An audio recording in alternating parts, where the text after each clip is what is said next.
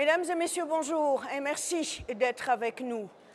Nous sommes en direct du CIC, le Centre international de conférences d'Alger, pour ouvrir le 7e sommet du Forum des pays exportateurs de gaz, un événement d'une importance mondiale que l'Algérie accueille du 29 février au 2 mars 2024. Ce forum, également connu sous son acronyme anglais GECF, Gas Exporting Countries Forum, réunit en ce moment les principaux chefs d'État et de gouvernement dans le but de défendre leurs intérêts nationaux dans ce secteur vital de l'économie mondiale.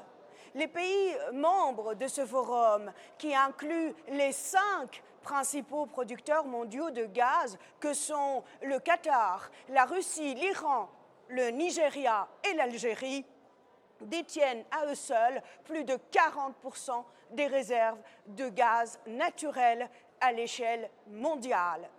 Il faut dire que, contrairement au marché du pétrole, le marché du gaz naturel présente des particularités, notamment en ce qui concerne le transport, qui nécessite des investissements à long terme dans des infrastructures très lourdes et très coûteuses. En réunissant les plus hauts décideurs politiques des pays membres, le sommet d'Alger mettra en lumière l'importance du dialogue avec les pays importateurs ainsi que les activités multilatérales telles que la lutte contre le changement climatique et le développement durable. Les objectifs du sommet d'Alger incluent également la coordination des efforts des pays membres sur des axes tels que les échanges d'informations, les relations avec les pays consommateurs, l'innovation technologique et le développement de la production de gaz naturel liquéfié. Pour aborder cette thématique ô combien d'actualité, j'ai l'honneur d'accueillir Jacques Sapir, directeur du Centre d'études des modes d'industrialisation à l'École des hautes études en sciences sociales de Paris. Il est avec nous via Skype depuis Paris. Mourad Belgedj, ancien ministre algérien des Transports et spécialiste de l'énergie auprès de la division des politiques pétrolières et gazières de la Banque mondiale. Il nous rejoint de Washington via Skype. Il participe à cette émission depuis Washington également. Ziad Hafez, ancien secrétaire général de la Conférence nationale arabe et chercheur en économie politique. Et enfin, Hassan Kassimi, ancien haut fonctionnaire et spécialiste des questions stratégiques, qui est à mes côtés sur le plateau. Restez avec nous pour ce nouveau numéro de l'émission Le Vrai Dialogue sur Atypique, la télévision belge francophone internationale. À tout de suite. Messieurs, bonjour et merci d'avoir accepté mon invitation. J'aimerais qu'on s'accorde d'emblée sur le statut de cette organisation qui réunit les pays les plus grands exportateurs et producteurs de gaz au monde. Quelle appellation convient le mieux? Forum, comme elle l'est ce moment, cette organisation, ou cartel ou autre chose? Monsieur Kassimi. Bon, écoutez, d'abord, l'objectif, c'est de protéger de manière optimale les intérêts des producteurs, bien sûr, sans toutefois négliger d'autres intérêts comme les intérêts des consommateurs ou des importateurs. Et là, concernant cette appellation forum des pays exportateurs de pétrole est problématique et on pourrait peut-être faire quelques observations importantes. D'abord, l'expression et le concept forum en lui-même, c'est un espace informel de communication, d'échange d'idées et il ne constitue pas en réalité une assise juridique en mesure de protéger fortement et de manière optimale les intérêts des pays producteurs. C'est pour ça que certains experts considèrent qu'il faut absolument que cette forme d'organisation qui n'est pas encore au statut d'organisation puisse évoluer vers l'OPEP des gaz et constituer par la suite un cartel des pays producteurs. Et là, au sujet de cette appellation forum, d'abord qui n'a pas d'existence d'appellation en français, forum des pays exportateurs, et là, si vous avez remarqué, que le concept de producteur n'existe pas et il a disparu.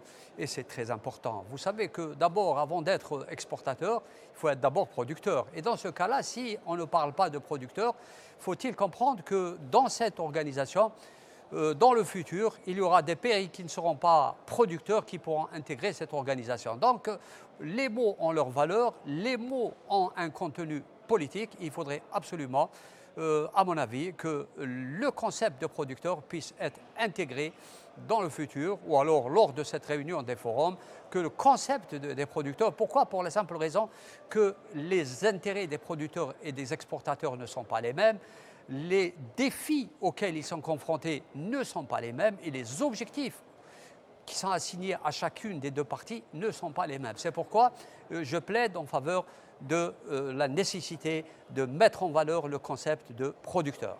Laissez-moi passer la même question à Jacques Sapir, qui nous a rejoint de Paris.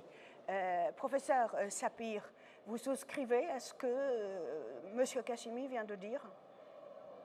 Oui, très largement. Très largement, et je pense effectivement que les mots ont une très grande importance. Alors, au-delà, deux organisations peuvent coexister. Il y a très certainement la place pour une organisation des producteurs, et ça, M. Kashimi a tout à fait raison de dire, voilà, on n'est pas exportateur de gaz sans être au départ un producteur.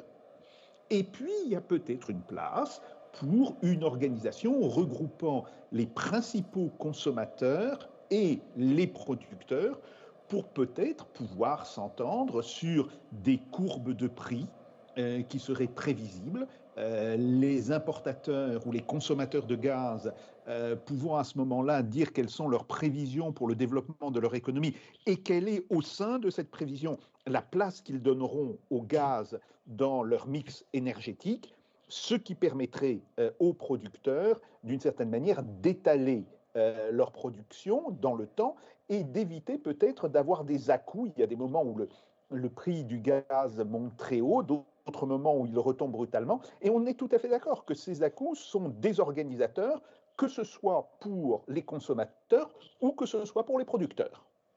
Monsieur Belgate, vous avez d'autres arguments favorables à ce que cette organisation change de statut, de nom? D'abord, je suis d'accord avec l'orientation générale qui a été faite par les deux intervenants. J'ai une objection, par contre, à l'utilisation du terme cartel. C'est quelque chose contre lequel nous avons lutté pendant de longues années, parce que en Occident, le cartel est en fait un groupe de producteurs qui, en quelque sorte, se partagent un marché d'une façon violente et qu'il y a collusion. Et cette idée de collusion est très, très importante et donc elle donne une mauvaise image. Et je propose qu'on élimine ce terme-là.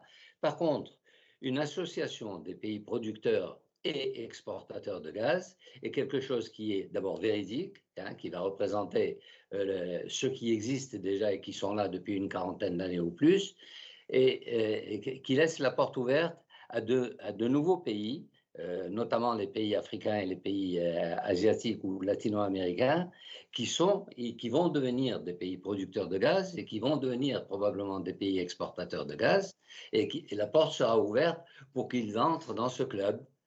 On ne dira pas club parce que ça a une autre connotation, mais l'association des pays producteurs de gaz me semble être tout à fait honnête et décrit l'intention qu'il y a derrière. On va entendre aussi l'avis du docteur Zaid Hafez qui nous rejoint de Washington DC, tout comme M. Belgate. J'ai oublié que vous nous rejoignez de Washington. Docteur oui. Zaid Hafez. Ziad.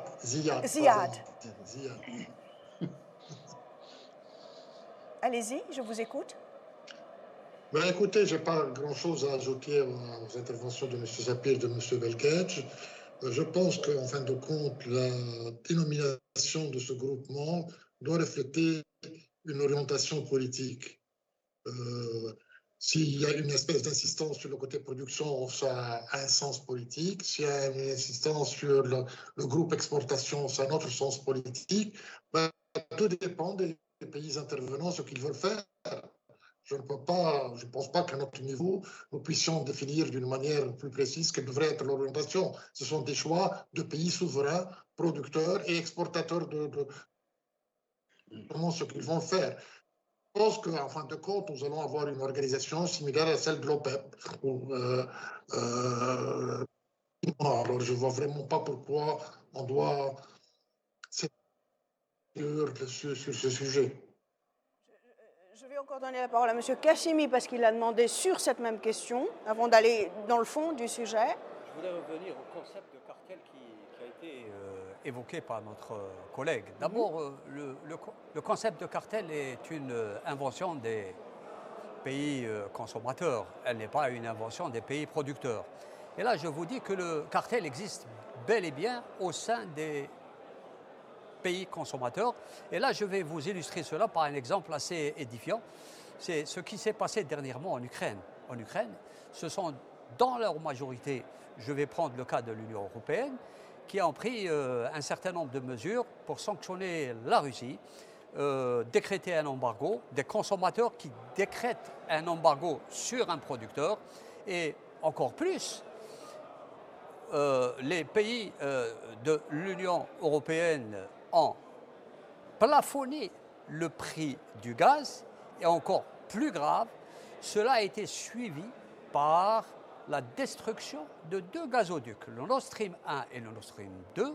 Et là, c'est derrière toutes ces mesures qui s'apparentent à pratiquement l'action d'un cartel qui agit de manière délibérée, de manière volontaire, pour sanctionner de manière illicite un grand producteur de gaz sur le plan international, qui est la Russie, qui représente à peu près l'équivalent de 19,9% des réserves mondiales. Donc vous savez que s'il y a chez les consommateurs une organisation qu'on pourrait considérer comme étant un cartel, le cartel chez les producteurs serait inévitable, pour la simple raison que quand il y a des confrontations, chacun essaye, malheureusement, ce que nous ne souhaitons pas, que la situation évolue dans ce sens, mais la réalité est là, c'est qu'il y a actuellement un cartel des consommateurs, et chez les producteurs de gaz, il y a un processus qui permet à cette organisation d'évoluer et de se doter de nouvelles structures en mesure de protéger les intérêts des producteurs de gaz. Donc, quant à nous, on va respecter l'appellation officielle de forum, puisque nous sommes déplacés en ce qui nous concerne, nous, la télévision atypique de Belgique, pour couvrir ce 7e sommet qui se tient à Alger. Ce forum, en fait, quelles sont les principales tendances du marché mondial du gaz naturel aujourd'hui, et comment les pays membres de ce forum peuvent-ils s'adapter à ces évolutions, Monsieur Belkacem? Oui, je voudrais rappeler aussi pour l'histoire que en 1978-80, c'était à l'initiative de M. Kissinger que l'Agence internationale de l'énergie a été créée, en particulier avec un siège à Vienne comme l'OPEP, pour s'opposer à l'OPEP. Donc c'était vraiment une opposition officielle, comme disait M. Hafez, à un sens politique très important, et qui joue le bras de fer, en quelque sorte, sur le marché. Alors qu'il n'y a pas lieu de faire tout ça. Aujourd'hui, les pays qui sont producteurs de gaz et les pays qui sont exportateurs de gaz peuvent le faire d'une façon tout à fait ouverte. Vous pouvez transporter du gaz par pipeline, vous pouvez transporter du gaz par méthanier, vous pouvez transporter du gaz directement sous forme d'électricité. On devrait aborder peut-être ce chapitre aussi un peu plus loin. Et l'association ou le forum, comme vous dites. Moi, je n'ai rien contre le forum, bien que je sois d'accord que le forum a une connotation de débat, de discussion, sans avoir de force d'exécution. Ici, il s'agit de pays qui défendent leurs intérêts ouvertement sur le marché, mais en jouant les lois du marché, en jouant sur l'offre et la demande. Et donc, ils ne créent pas un cartel, parce qu'un cartel fermerait le marché, et ils sont déterminés à développer leur pays et à aider ceux qui sont les nouveaux entrants dans ce mouvement-là. Et je pense que l'association des pays producteurs de gaz et des pays exportateurs de gaz serait un bon départ, mais on ne devrait pas s'attarder sur la sémantique pour l'instant. On trouvera éventuellement le mot qui convient. Monsieur Sapir, comment le forum peut s'adapter au futur développement, aux futures évolutions de ce marché, au fond, et je suis en train de penser aux énergies renouvelables. Oui, alors à mon avis, il y a trois questions importantes qui sont aujourd'hui sur la table. La première, c'est l'émergence de tendances, que ce soit chez les producteurs ou chez les consommateurs, à exclure une partie du débat. Par exemple, c'est ce qu'a fait l'Union européenne avec la Russie, ou ce qu'elle a tenté de faire, parce qu'en réalité, elle n'arrive pas à se passer du gaz russe. Mais oui, c'est un problème. Et évidemment, ça va compromettre l'action des lois du marché. On imagine très bien que si un pays de la taille de la Russie, avec son niveau de production, est exclu des mécanismes de marché, ça ne peut par ricochet que déséquilibrer profondément la structure du marché. Ça, c'est le premier point. Le deuxième point, eh bien, c'est effectivement, je dirais, le changement de nature à partir du gaz. Bon, le gaz a pendant longtemps été perçu comme une source d'énergie, alors je dirais un petit peu comme le pétrole, comme le charbon. Mais on voit bien aujourd'hui que le gaz a peut-être un statut différent. Il est la meilleure source de substitution par rapport au charbon pour des problèmes de pollution. Et ça va être une raison pour laquelle il va, à mon avis, se développer. Il y a les méthodes de transport du gaz. On a parlé des gazoducs, mais le gazoduc, là, crée un problème. C'est que quand vous construisez un gazoduc, ça veut dire que vous vous êtes entendu à relativement long terme avec un client potentiel pour créer une infrastructure. Alors oui, ça peut se passer, mais il y a toujours un risque potentiel. Et on l'a vu récemment avec la crise ukrainienne. Absolument. Et puis, il y a un troisième problème qui est, mais là, c'est quelque chose de plus général, parce qu'on pourrait aussi l'appliquer au pétrole, qui est le besoin de stabilité du prix pour les pays producteurs, et en particulier pour les pays nouvellement producteurs qui cherchent à se développer.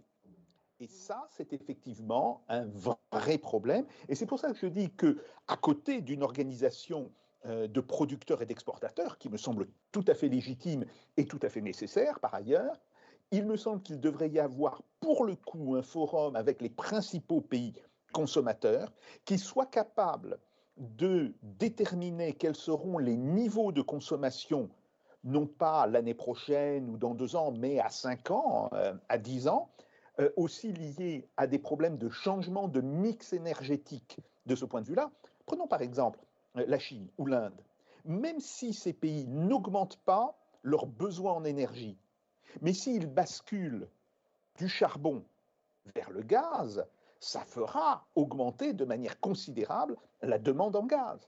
Donc, il faut qu'il y ait une véritable réflexion, et cette réflexion, elle doit inclure les consommateurs comme les producteurs, afin de voir comment on pourrait, je ne dis pas stabiliser le prix, mais en tous les cas, réduire sa volatilité et réduire les fluctuations. Monsieur Hafez, Monsieur Sapir, il vient d'évoquer le déclin du pétrole et des politiques de zéro carbone. Comment vous voyez l'évolution de la place du gaz dans le mix énergétique d'ici, comme il a dit Monsieur Sapir, pas aujourd'hui, mais au moins d'ici 2030-2050, par exemple? Écoutez, en ce qui concerne le déclin du pétrole, c'est à mon avis un sujet matière à débat. Il y a des avis qui sont partagés, il n'y a pas une unanimité. bien sûr, le gaz est présenté comme une alternative plus propre, plus économique, plus fiable, etc., etc. Il y a toute une littérature de marketing qui promeut le gaz. Mais à mon avis, l'approche de l'économie politique du gaz est intimement liée à l'approche de l'économie politique de l'énergie en général, avec toutes ces dimensions d'hydrocarbures et non hydrocarbures. Et elles aussi sont liées aux profonds changements au niveau qui se passe dans la planète. Par exemple, M. Sapir a évoqué d'une manière très rapide un élément qui est, à mon avis, très important, comment transporter le gaz, qui signifie donc, si on fait le choix d'un gazoduc, ça veut dire une espèce de lien, une certaine permanence entre le producteur et le consommateur. Bon, ça, c'est à mon avis un sujet, un volet qui doit être étudié en profondeur. Est-ce que nous nous acheminons là-dessus? Les accords qui ont eu lieu entre la Chine et la Russie sur le gaz signifient que c'est une tendance. Et j'ai l'impression que l'évolution qui se passe dans le monde, c'est à la recherche de la stabilité dont a fait allusion M. Patir, doit signifier que la relation entre le producteur et le consommateur est une relation contractuelle qui ne doit pas être en dessous des 10 ou 15 ans à venir. Donc ça c'est un point fondamental qui n'existe pas peut-être dans les éléments de l'analyse du marché libre. Ça veut dire que vous êtes en train de limiter l'étendue de ce marché. Ça d'un point. De l'autre côté, au niveau de la consommation, je pense qu'il y a une évolution extraordinaire qui se passe au niveau de la consommation. Les pays consommateurs traditionnellement, c'était les pays du collectif occidental. Aujourd'hui, la part du PNB dans le monde du collectif occidental a significativement diminué et c'est la part du Sud global qui est en train d'augmenter. Cela veut dire que la consommation en besoins énergétiques va basculer du collectif occidental vers le Sud global. Bon, ça, à mon avis, c'est un point que doit étudier ce forum ou cette association, parce que ce ne sont pas des changements qui peuvent venir du jour au lendemain. Ce sont des changements profonds et qui sont très difficiles à renverser. Un autre point qui est conséquent à tout cela, c'est l'économie politique du transport de ce gaz. Vous avez la route maritime, vous avez la route terrestre, avec soit les gazoducs, soit par les trains. Ce qu'a fait la Chine maintenant est en train de promouvoir cette initiative de One Belt, One Road, une ceinture, une seule route, et les corridors économiques qui ont été créés entre le nord et le sud de l'Asie veut dire qu'il y a une possibilité d'envisager un transport terrestre qui n'est pas forcément celui des gazoducs, mais celui des trains. Qu'est-ce qui empêche de penser à de créer comme vous avez des tankers pour transporter le pétrole et des tankers pour transporter le gaz liquéfié, vous ne transportez pas aussi le gaz liquéfié entre le nord, le sud, l'est et l'ouest. Donc, le réseau de transport de cette énergie qui, par le passé, était essentiellement dominé par le transport maritime, avec toutes les implications que ça implique au niveau des projections de pouvoir et d'influence, si elle maintenant se base sur il y a une basculation un basculement vers le transport terrestre, je pense que cela veut dire aussi qu'il y a un déplacement des centres de gravité et d'influence au niveau politique vers des pays producteurs et consommateurs qui soient indépendants surtout de ce collectif occidental. Alors tous ces éléments-là doivent, à mon avis, entrer en jeu dans les décisions et les choix que doivent faire les pays producteurs. Il y a des choix au niveau de la consommation, il y a des choix au niveau de la production, il y a des choix au niveau, comme ça a été suggéré, du mix énergétique. Je ne suis pas très persuadé de cette littérature que nous envoie que les sources d'énergie alternative plus propres soient pour l'instant technologiquement viables, mais elles ne sont peut-être pas économiquement viables. Et je pense que le processus de sortir le processus de décarbonisation de l'économie est un processus extrêmement dangereux tant que n'a pas été mise en place une source d'énergie qui soit économiquement viable. Le fait de vouloir rompre la dépendance de l'Europe, surtout de l'Union européenne, du gaz russe, est en train, à mon avis, de créer un processus de désindustrialisation accélérée des pays de l'Union européenne. Est-ce que c'est un choix qui évolue par les élites politiques? Est-ce que ça correspond aux besoins? Ça, c'est un point qui doit être discuté. Mais en ce qui concerne le reste du monde, je pense que... Monsieur Hafez, pardonnez-moi, avant le reste du monde, moi j'ai envie qu'on s'arrête un temps soit peu au niveau de ce pays qui accueille aujourd'hui, qui abrite ce sommet et qui nous abrite pour la même occasion, c'est-à-dire l'Algérie. Et je poserai la question à monsieur Kassimi, vous êtes un ancien haut fonctionnaire, vous connaissez très bien le dossier algérien. Comment, ou quels sont d'abord les défis, les opportunités spécifiques auxquelles l'Algérie, en tant que producteur, exportateur et hôte de ce 7e sommet?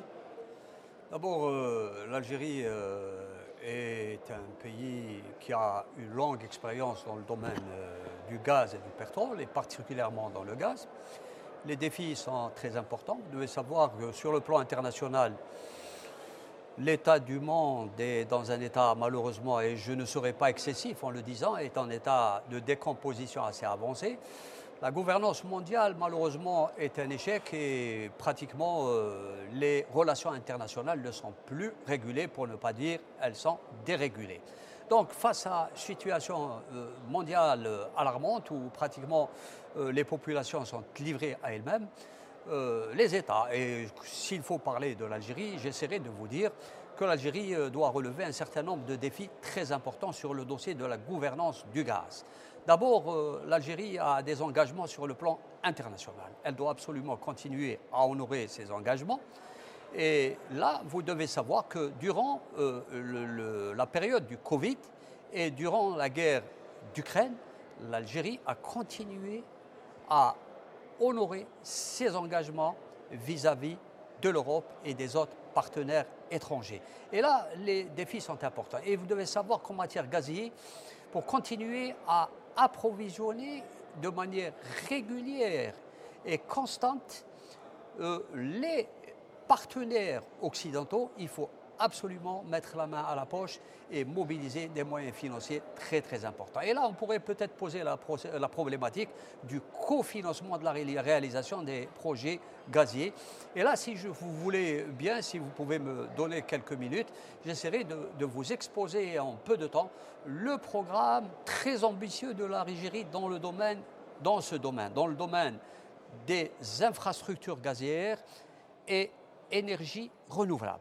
Maintenant, vous devez savoir que dernièrement, et là je vais essayer de rappeler que l'Algérie, cette semaine, a inauguré un méga projet qui se situe à Timimoun, Ain Salah Timimoun, et ce projet permet à l'Algérie d'augmenter sa production de 5 milliards de mètres cubes par an.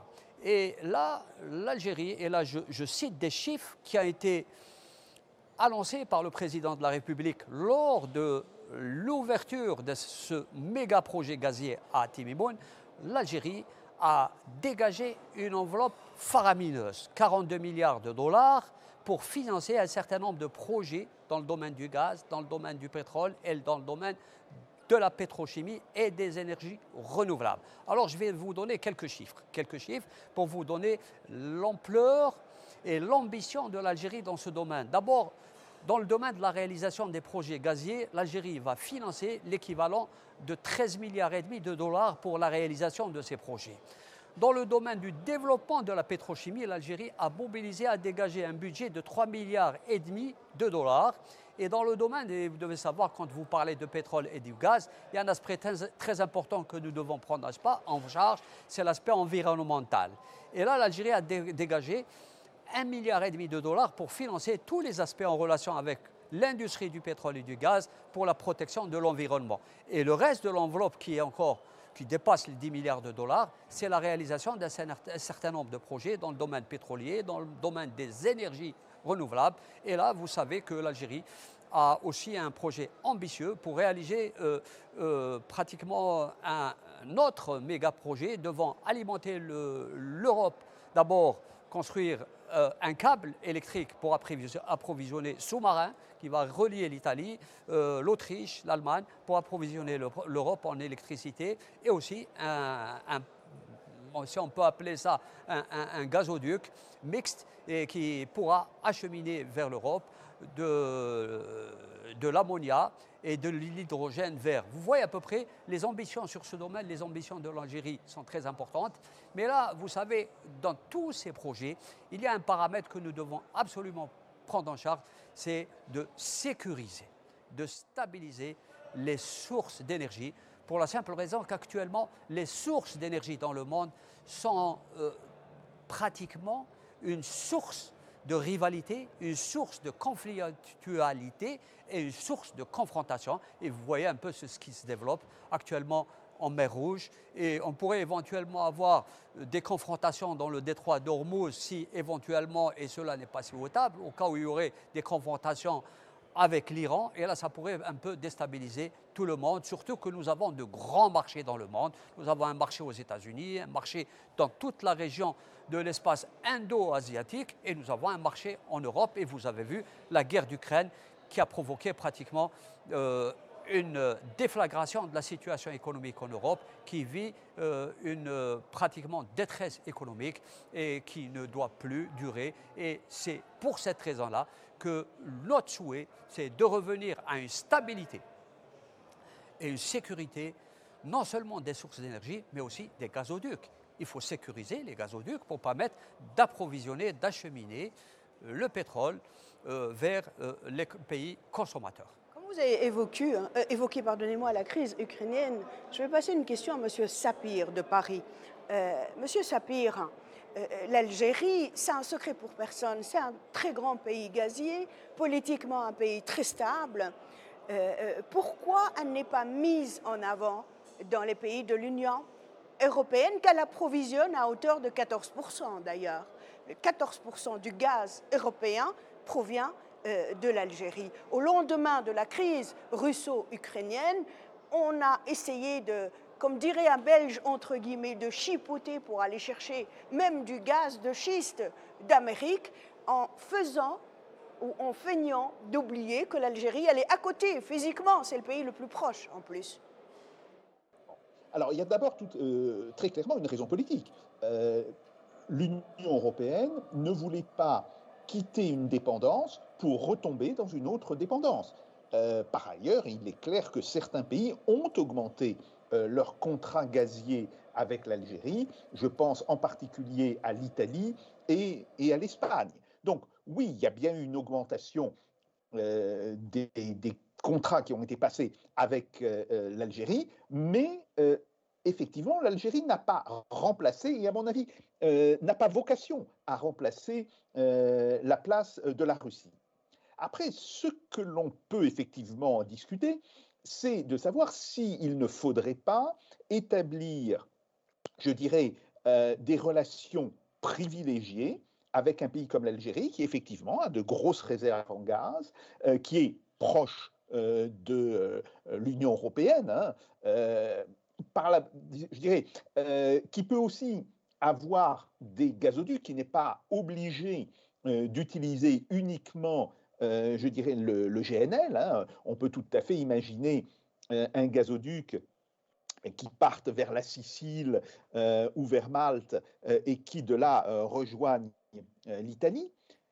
Le problème, c'est effectivement d'arriver à des accords et d'arriver à une forme de prédictibilité, je dirais, de l'offre algérienne et, dans le même sens, d'une prédictibilité de la demande européenne. Donc, tout cela prend du temps.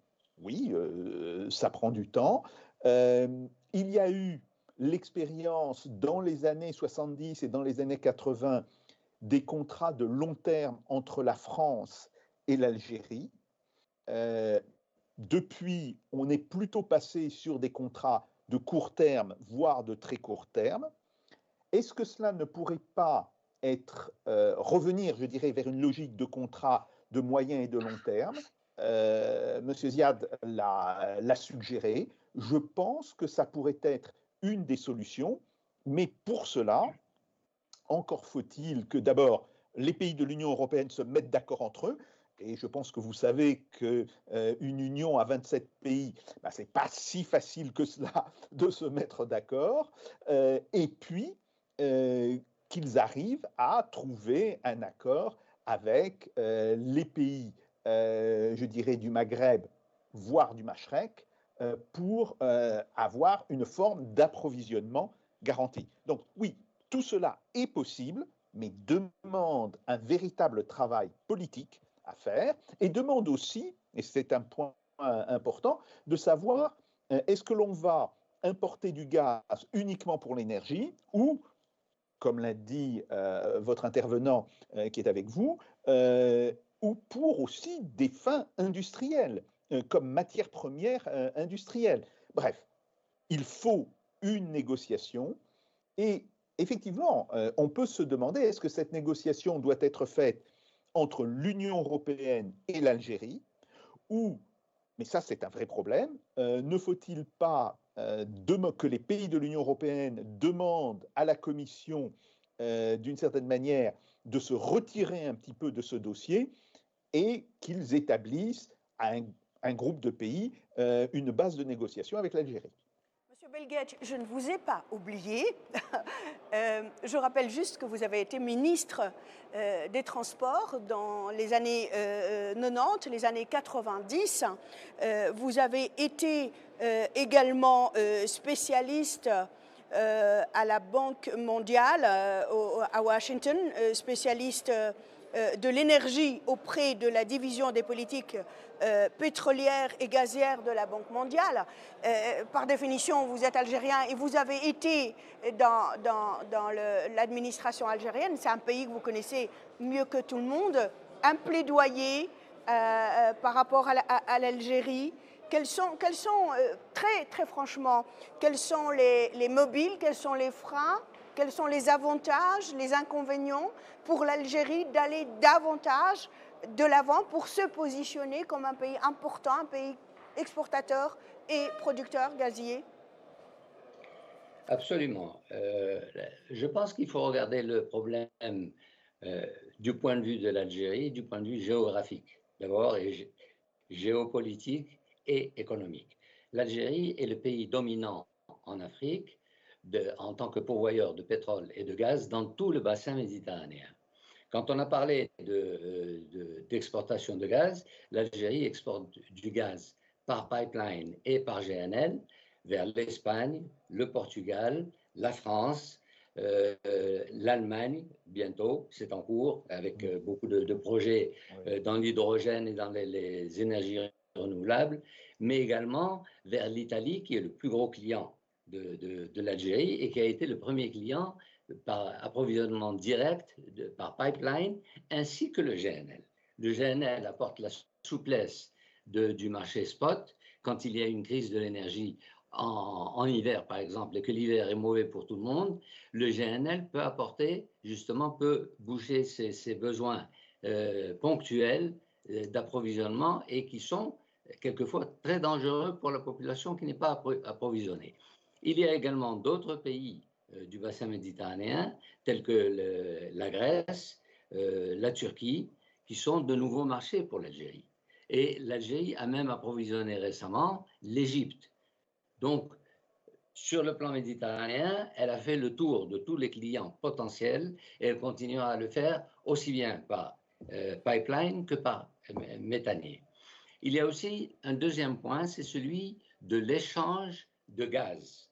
Par exemple, l'Espagne, qui produit du gaz en Norvège, si elle devait le transporter par pipeline jusqu'en Espagne, ça lui coûterait très cher du point de vue transport. Donc, elle préfère acheter du gaz à l'Algérie et remplacer le gaz qui a été acheté en Algérie par le GNL ou le gaz qu'elle produit en Europe du Nord. Et donc, il y a de nouveaux marchés qui s'ouvrent aussi de ce côté. Troisièmement, la dimension mondiale du gaz algérien.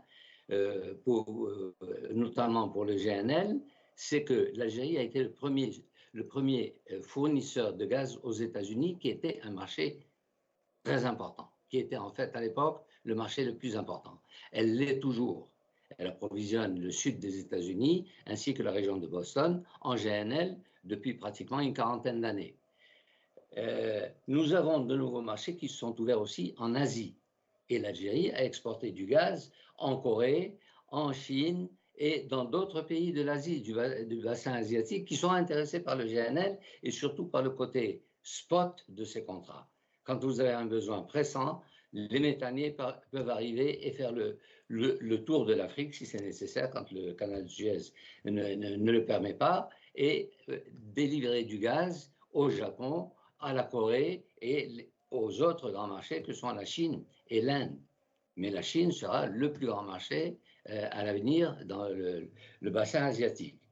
Donc, ce que nous voyons, c'est qu'il faut garder cette flexibilité entre qui est la combinaison aussi bien du GNL que des pipelines et surtout de la stabilité et de la continuité de l'exécution des contrats d'exportation.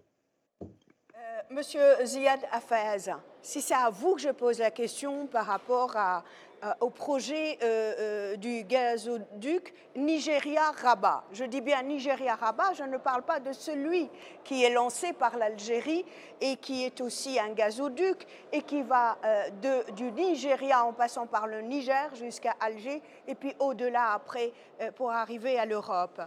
Quelles sont les principales raisons qui rendent le projet du gazoduc Nigeria-Rabat un projet irréalisable, selon votre analyse, Monsieur Hafez? Je ne sais pas s'il était réalisable. Je pense que la dimension politique du projet est peut-être le problème fondamental. Mais au point de vue technique, rien ne s'oppose, ni au point de vue économique, rien ne s'oppose à qu'il y ait cette connexion. Bien sûr, ce gazoduc entre le Maroc et le Nigeria va concurrencer le projet de pipeline qui existe peut-être entre l'Algérie et Abuja. Vous avez des projets concurrents, peut-être, mais qui peuvent devenir du jour au lendemain des projets complémentaires. Tout dépend de l'évolution des structures et des rapports politiques qui se passent en Afrique et qui vont se passer en Afrique. Non seulement en Afrique, mais aussi au niveau du monde arabe. C'est-à-dire que pour l'instant, toutes les analyses que j'ai entendues tout à l'heure, c'est définir des politiques d'exportation vis-à-vis des marchés traditionnels. Mais que se passera-t-il si ces marchés traditionnels ne seront plus là? Si le processus de désindustrialisation de l'Europe continue à un rythme accéléré, est-ce qu'elle va toujours avoir besoin de cette consommation d'énergie? D'un autre côté, il y a aussi des transformations qui vont s'effectuer au niveau du monde arabe. Au lieu que les relations soient nord-sud, elles vont être peut-être est-ouest. Et ce sont des réseaux nouveaux, des marchés nouveaux qui vont s'établir. Dans le monde arabe, vous avez à peu près la majorité des pays arabes produisent ou sont potentiellement producteurs de gaz et de pétrole, peut-être à l'exception de la Tunisie et du Maroc. Mais dans l'ensemble des pays du monde, vous avez des pays arabes de gaz. Même le Liban et la Palestine, une fois libérée, elle sera possible une grande source de production de gaz. Donc ceci va changer peut-être aussi les données, les perspectives, les analyses. Donc je ne suis pas très persuadé que des analyses effectuées en fonction des marchés actuels soit aussi valable dans une perspective de 4 à 5 ans. Je ne suis pas en train de parler à 20 ans, 30 ans, mais dans les 4 à 5 années, nous allons voir des transformations fondamentales au niveau de ces économies de la région, de l'Asie occidentale et de l'Afrique du Nord, qui vont se répercuter sur le reste de l'Afrique profonde et aussi, bien sûr, sur le reste du marché asiatique. On peut effectuer des prospectives d'analyse sans tenir compte de ces bouleversements. Mais pour revenir un peu à votre question sur le gazoduc. La voix de M.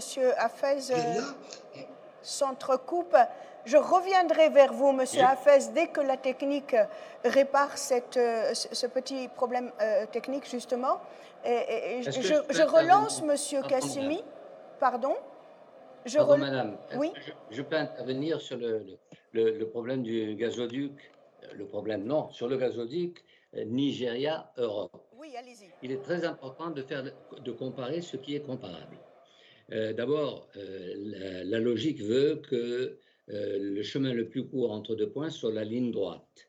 Or, le gazoduc qui doit faire le tour de toute l'Afrique où il n'y a pratiquement pas de marché de consommation de gaz qui soit digne de ce nom, pour aller jusqu'au Maroc et ensuite continuer vers l'Europe, parce que c'est ça l'objectif, n'est pas réalisable et n'est pas réaliste, contrairement au gazoduc qui est la ligne directe entre le Nigeria, qui a énormément de réserves de gaz, les plus importantes du bassin du golfe de Guinée, et qui peut récupérer celui d'autres pays qui peuvent devenir exportateurs de gaz, tels que le Gabon. C'est d'une chose. L'autre, c'est que vous avez à ce moment-là un accès direct avec le marché européen qui continue de croître et qui a besoin de se diversifier. L'une des règles du marché européen, c'est qu'aucun pays ne doit dépendre à plus de 15 à 25% de sa consommation en gaz d'un seul fournisseur. Et donc, la multiplicité des fournisseurs réduit ce risque et permet donc à avoir des choix. Et de ce fait, l'Algérie est tournée beaucoup plus vers l'Afrique aujourd'hui en tant que pays africain et souhaite ce développement dans les deux sens. C'est qu'il y ait faciliter les exportations de gaz du Nigeria qui n'arrivent pas à se placer en Europe et à travers le pipeline Algérie-Nigeria, mais également pour d'autres produits et d'autres activités telles que l'électricité.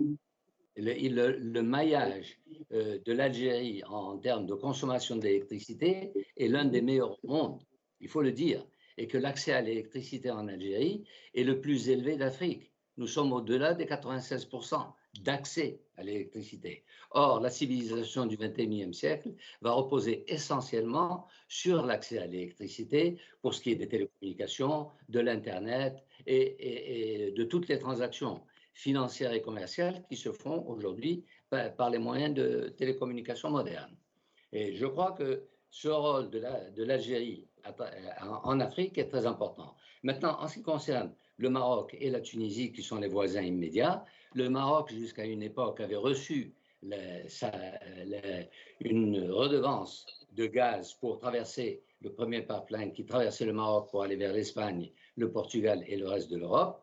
La Tunisie a reçu également sa redevance depuis 1978 en gaz ou en revenus financiers, et elle est approvisionnée d'une façon stable, et ces deux marchés ont très bien fonctionné. Donc il y a ce maillage au sein de l'Afrique auquel il faut réfléchir, parce que l'Afrique est le continent de l'avenir, c'est le continent du développement industriel, c'est le continent qui va permettre d'attirer les capitaux et de développer surtout avec les capitaux locaux ces investissements.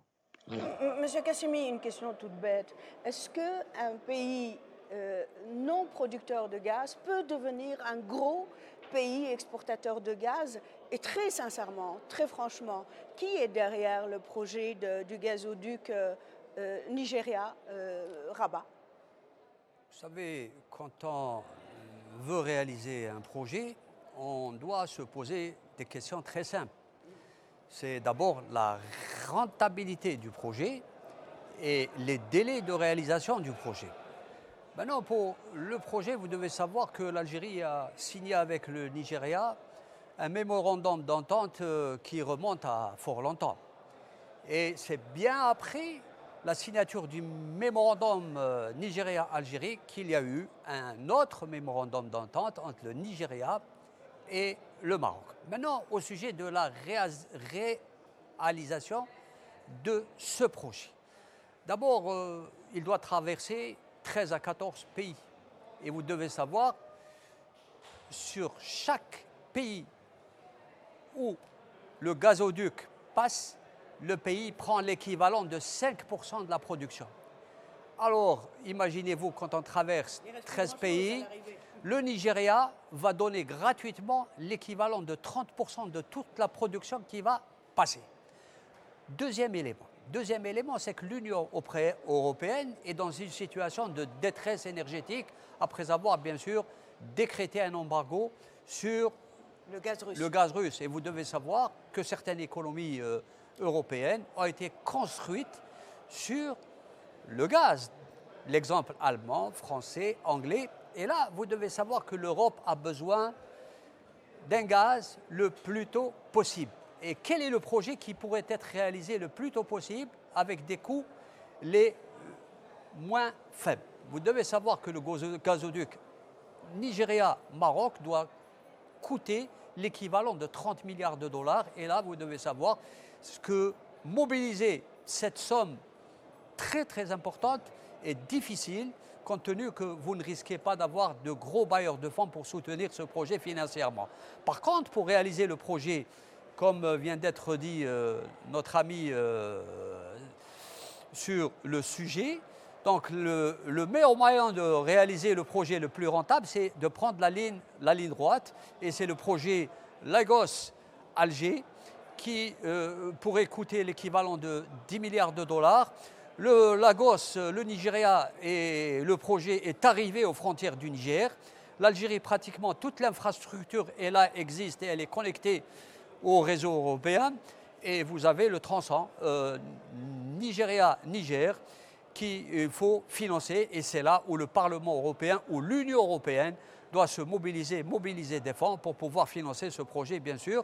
L'Algérie peut éventuellement participer au financement de ce... Maintenant, je voudrais revenir à un point très important. Vous savez que l'Afrique est un pays qui regorge d'énergie, qui regorge de gaz et de pétrole, mais il y a malheureusement à côté, vous avez une population qui est en détresse énergétique. Vous avez l'équivalent de 900 millions de personnes qui n'ont pas d'accès à l'électricité, l'équivalent de 600 millions de personnes qui n'ont pas d'accès à une énergie de cuisson propre. Et c'est tous ces défis qu'il va falloir, dans le cadre d'une solidarité collective, d'une sécurité collective, qu'il va falloir prendre en charge dans le cadre d'un partenariat d'égal à égal entre producteurs et consommateurs.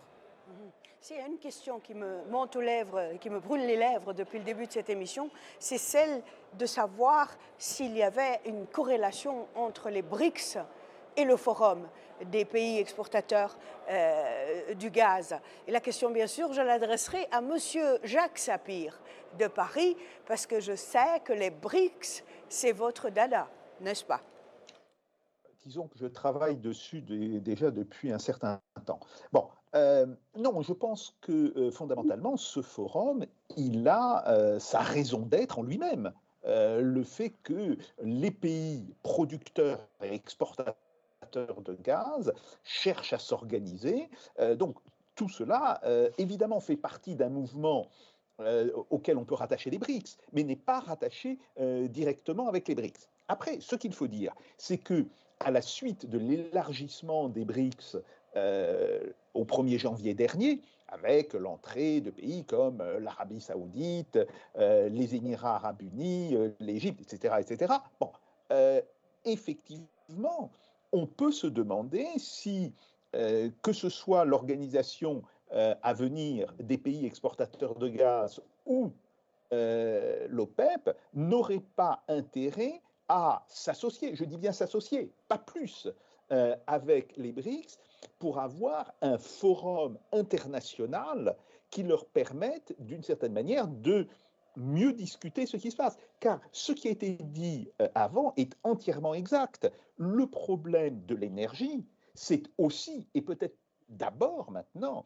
la précarité énergétique dans laquelle vivent des centaines de millions de personnes, ce qui oblige à penser, d'une certaine manière, leur approvisionnement énergétique dans de bonnes conditions. Nous avons un exemple dramatique de ce qui se passe quand cette précarité énergétique n'est pas prise en compte. C'est ce qui s'est passé à Haïti. Haïti a été dévasté, ça a été complètement déboisé, tout simplement parce que les gens n'avaient pas l'argent nécessaire pour se procurer, que ce soit du pétrole ou du fioul, que ce soit du gaz, bref, ils n'avaient que le charbon de bois comme source d'énergie. Et ça, il faut vraiment, absolument éviter que cela ne se passe. Donc, pour cela, je le répète, si une organisation des producteurs et des exportateurs est nécessaire, une organisation réunissant les producteurs et les exportateurs et les consommateurs d'aujourd'hui, mais aussi les consommateurs de demain, est aussi nécessaire. Et ça, si vous voulez, c'est un des très, très, très, très grands problèmes. Et de ce point de vue-là, eh bien, effectivement, un pays comme l'Algérie ne doit pas simplement se poser la question de l'exportation de son gaz dans une logique sud-nord, mais doit aussi se poser la question de l'exportation de son gaz dans une logique sud-sud. Monsieur Hafez, vous souscrivez à ce que vient de dire, Oui, surtout bien en sûr, dernier lieu, Monsieur Sapir, l'Algérie, elle doit aussi regarder de manière horizontale? Absolument, c'est ce que j'ai dit tout à l'heure, qu'il n'y a rien ne dit que la problématique doit se situer dans l'optique nord-sud. À mon avis, c'est une optique presque dépassée, à mon avis. Et je pense que les transformations politiques que nous allons observer dans les quelques années à venir vont faire être de sorte qu'il devient de plus en plus impensable de penser un modèle de développement économique dans les cadres des périmètres hérités de la phase coloniale. Ce que je veux dire, que l'Algérie en tant qu'Algérie ne peut plus promouvoir des politiques de développement à l'intérieur simplement du périmètre algérien, mais elle sera forcée, ou la force des choses plutôt vont obliger à réfléchir d'une autre manière. C'est-à-dire, je ne vois vraiment pas comment le développement de l'Algérie peut se faire indépendamment de celui du Maroc et de la Tunisie, des pays avoisinants au niveau de la Méditerranée et vers le sud, vers les pays du Sahel africain.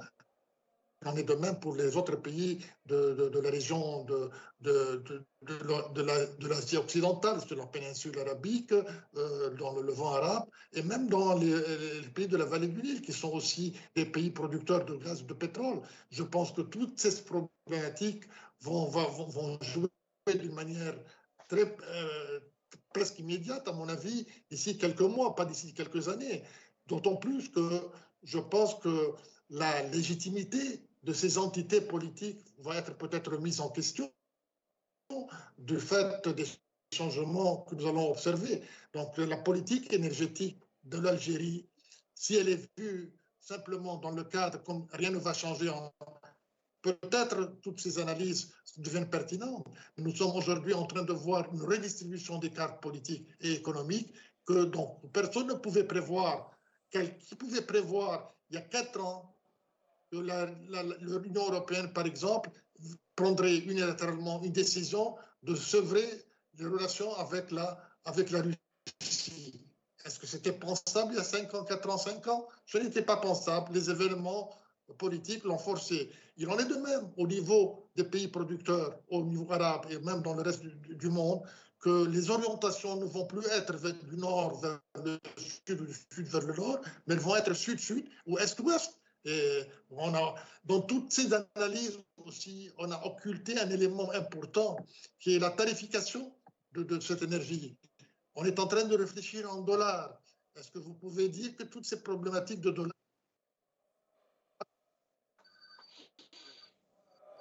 Et c'est dommage parce qu'on a perdu le son. Est-ce que vous pouvez recommencer votre dernière idée par rapport au dollar? Parce qu'on a perdu le son, Monsieur Hafez. Continuez votre idée. Allez-y. Ce que je voulais dire, qu'un des éléments que nous n'avons pas pu aborder dans cette discussion, c'est le problème de la tarification de cette énergie. Pour l'instant, est en dollars. Nous avons vu un mouvement au niveau du pétrole, une tarification qui se fait dans des monnaies nationales et même avec du yuan. Quelle va être la perception des pays producteurs de gaz qui vont se dire peut-être que le dollar n'est plus une valeur sûre ou stable, de valeur et qui est capable d'être conservée. Toutes les analyses de rentabilité peuvent changer et l'analyse de revenus qui vont être utilisés dans les programmes de développement vont être revises d'une manière ou d'une autre. Ce sont des éléments fondamentaux, à mon avis, qui vont jouer d'une manière très directe et presque immédiate, à mon avis, sur le marché et du gaz, du pétrole et de toutes les sources d'énergie, pour ne pas dire aussi de la principale commodité des biens stratégiques qui sont échangés de par le monde. Moi, je pense que nous sommes dans une phase de transition, de transformation fondamentale des données économiques qui sont dues à des changements dans les données politiques, et personne, pour l'instant, n'est en mesure d'offrir une projection, une prospective cohérente de tout ce qui se passait. Il y a beaucoup d'éléments qui sont en train de bouger et chacun va dans un sens qui n'est pas forcément prévisible. C'est pour ça que je suis plutôt prudent un peu sur l'évolution du marché énergétique. C'est-à-dire que toute cette analyse, toute cette littérature que nous avons vue durant les dernières années sur le déclin des hydrocarbures, sur la montée des énergies renouvelables et sur toute la problématique des transports, de l'économie politique, des transports, etc., tout cela est en train, brusquement, est en train d'entrer en jeu. L'Algérie, si elle va réfléchir dans le cadre des paramètres actuels, je pense qu'il y a des choix ou des erreurs de politique qui vont être commises d'une manière fondamentale. Mais si la réflexion se fait au niveau régional et au niveau international, je pense que la situation sera différente. D'où l'importance de ce sommet qui est en train de réfléchir d'une manière collective et non pas d'une manière individuelle. L'Europe a développé son marché commun en créant une institution fondamentale qui était la communauté de charbon et de l'acier. Qu'est-ce qui empêche la création d'une communauté africaine du gaz et du pétrole, ou d'une communauté arabe du gaz et du pétrole, ou d'une communauté sud enfin, vous pouvez faire toutes les nomenclatures que vous voulez, mais je pense qu'il devient de plus en plus difficile de penser en termes étroit du périmètre national, à des projets de développement et de coopération. C'est fini. C'est un monde qui a changé. Nous sommes dans un monde de réseau, nous sommes un monde de régionalisation et non plus dans le monde hérité de la phase coloniale qui est conservé de relations nord-sud. C'est fini, ça a changé. D'accord. Monsieur Belgedj, est-ce que vous serez d'accord de dire que oui, pour une CECA africaine, peut-être avec une monnaie commune? Je connais le point de vue de Monsieur Sapir, mais je vais lui laisser tout à l'heure la parole pour me dire est-ce que les BRICS vont aussi mettre en place une monnaie commune ou pas? Et ça sera le dernier tour du plateau. Et puis après, je poserai une dernière question par rapport à ce sommet singulièrement. Monsieur Belgedj. Tout à fait. L'Algérie peut jouer un rôle de leadership, en tout cas en Afrique du Nord et certainement vers le continent africain vers lequel elle souhaite s'ouvrir et développer des relations structurelles et durables. Des relations structurelles en termes mécaniques, en termes d'autoroutes, en termes de liaisons directes téléphoniques et télévisuelles, en termes de pipelines, approvisionner aussi bien les pays voisins du Sud que nous l'avons fait avec les pays voisins du Nord, et aller de l'avant pour développer une intégration de tous les pays d'Afrique qui, comme je le disais, vivent un peu en silo. Chacun pour soi, sa petite capitale, les services sont disponibles et le reste n'existe pas. Je ne veux pas citer de pays, mais vous savez très bien de quel pays je parle et il y en a beaucoup en Afrique. Il y a énormément de choses à faire. L'Afrique, c'est le continent de l'avenir, c'est le continent du 21e siècle et les institutions monétaires mondiales attendent parce qu'elles savent qu'il y a des opportunités de développement, des opportunités d'investissement, des opportunités de transfert de technologie et de savoir-faire. Tout ceci peut être fait et il faut qu'il y ait un pilote dans l'avion et ce pilote pourra être au départ l'Algérie et certainement le copilote sera aussi l'Afrique du Sud. Une dernière question et je commencerai par Monsieur Jacques Sapir avant de conclure. Monsieur Sapir, quelles sont les principales recommandations qui pourraient être adoptées lors de ce 7e sommet du Forum des pays exportateurs du gaz ici à Alger? De toutes les manières, je n'en ai pas les capacités. Hein. Mais ce que je peux dire, c'est que c'est très important. Ce forum est très important politiquement.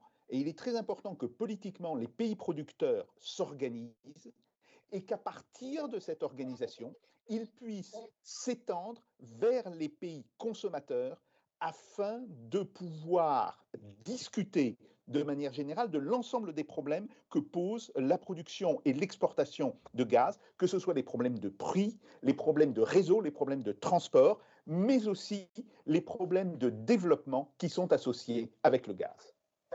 Monsieur Sapir, je tiens vraiment à vous remercier d'avoir accepté notre invitation. Je sais que vous avez d'autres engagements, donc on vous libère et je poursuis avec monsieur Hafez, la même question.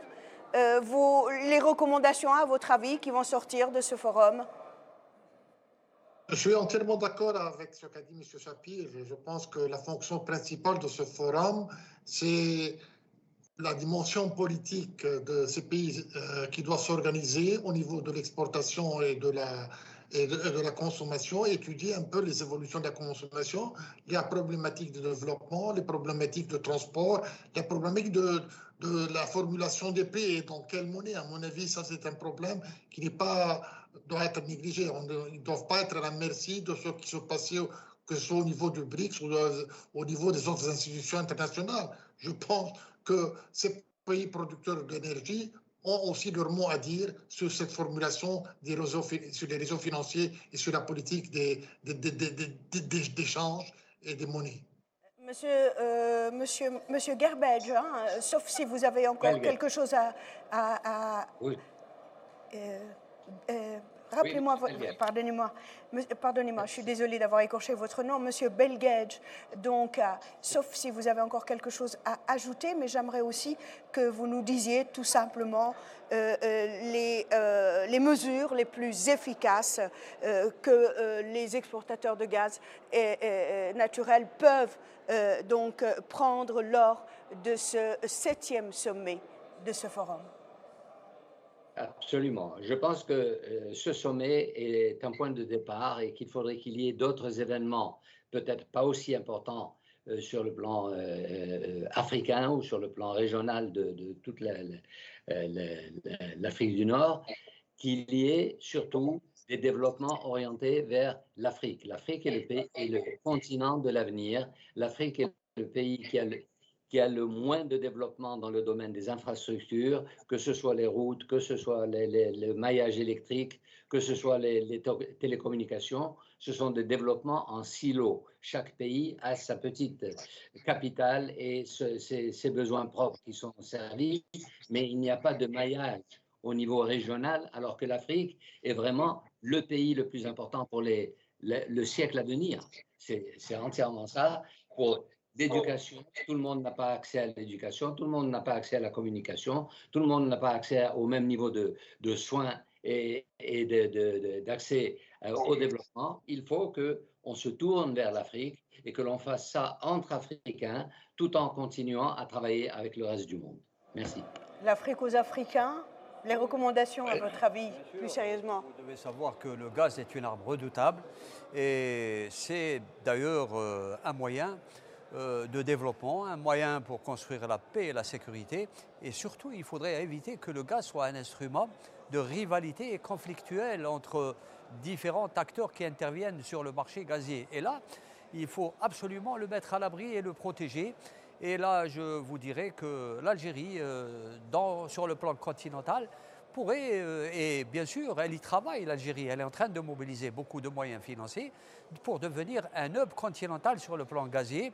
Et l'Algérie, bien sûr, avec le projet gazier qui va approvisionner l'Europe, qui va venir à partir du Nigeria, mais il y a d'autres projets similaires qui pourraient être également réalisés pour ne pas, bien sûr, nous inscrire dans des perspectives de confrontation. L'Algérie n'a pas l'aptitude à vouloir remplacer le gaz russe, mais absolument pas. Mais l'Algérie a des ambitions de vouloir construire d'autres gazoducs, tels que le gazoduc Mauritanie-Algérie, gazoduc Sénégal-Algérie. L'infrastructure existe, les financements existent, et cela pourrait, dans une grande mesure, soulager les 27 pays de l'Union européenne pour éviter les crises que nous avons vécues dans le passé récent. Très bien. Messieurs, merci de tout cœur. Merci vraiment d'avoir accepté mon invitation. Madame, monsieur, cette émission s'achève. Merci de l'avoir suivie. Au revoir.